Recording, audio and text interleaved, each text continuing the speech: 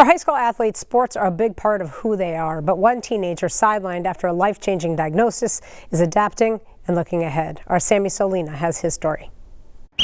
Planning is certainly key in football. Yeah, I like that. But you always need to be ready to adapt. Your grandma cooked some of the best pastries. 16-year-old AJ Walker is known for not sticking with the original plan. Those rogue moments, I just gotta reel it in. Just ask his dad, Derry, who coaches him. Every situation, he molds quickly. It's like water, he just stays fluid. Hey, handsome boy. But his mom, Melissa, and sisters, Audra and Aaliyah, That's so funny. Donnie just ripped. love to support AJ through all 3 sports he does at St. Francis High because he reeks of passion. How's practice been looking so far? But last season, his momentum shifted. I started noticing pains and aches that were never usually there before. The diagnosis was high-grade osteosarcoma in my femur, and I had several other metastases in my body. So he was diagnosed with a fairly rare cancer that we see in teenage patients. Dr. Arthi Kamath is a pediatric specialist at M Health Fairview Masonic Children's Hospital. You know, his question was always, can I get back to wrestling? Can I get back to football? They removed 10 inches of his femur. Yeah, unfortunately, I had to tell him the sports he was doing just weren't going to be possible. Not being able to participate in something that you had such big plans moving forward after high school, it was devastating. But that was just a piece of their concerns. There came a point in the middle of his treatment that Dr. Kamath told us straight out that this is not going to end well, and we don't have a lot of hope. So he had sat us down one night at the kitchen table and he was like, I just want you guys to know, Mom and Dad, the 2 of us, that I'm okay with dying. Because I want them to be at peace too.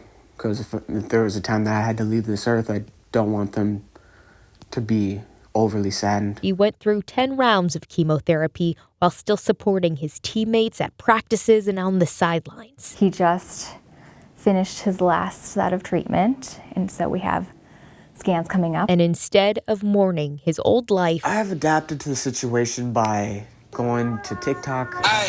he pulled an audible. I have found a creative outlet in making sports videos, sports edits. AJ has hundreds of thousands of views on his montages, and there's no telling what he'll do next. He's in remission.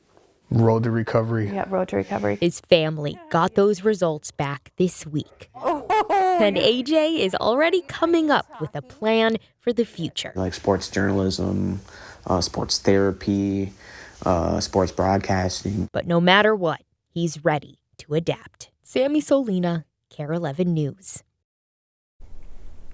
Doctors say they'll need to continue monitoring AJ and keep up maintenance chemotherapy, but overall, they say he's doing very well. Love that story.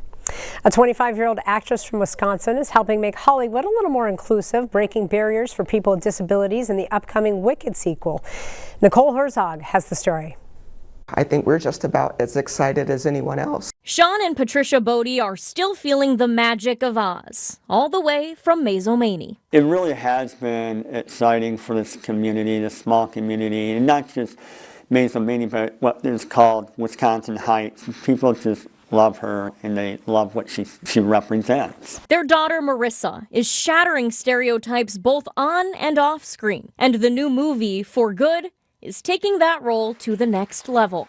In the musical version of Wicked, there's a moment where Nessa Rose is given the ability to walk. But Marissa will be the first to carry out an inclusive twist, brand new to the film adaptation. I remember sitting down with John and he was telling me about the change, and I did feel a little bit of relief because I think it's a healthier way to represent disabled people. I think it's a common misconception that the deepest desire of a disabled person is to be healed or to be fixed. And while that can be true for some, for a lot of us, that's not our story. It goes with the whole thing that everyone deserves a chance to fly. And here we see Marissa up in the air. That's what she wants to be. By adapting the storyline, her parents say people with disabilities may be inspired to rewrite their own stories. It lets them know that, they can reach for their dreams just like she did. Because, even after she became disabled and was no longer able to walk,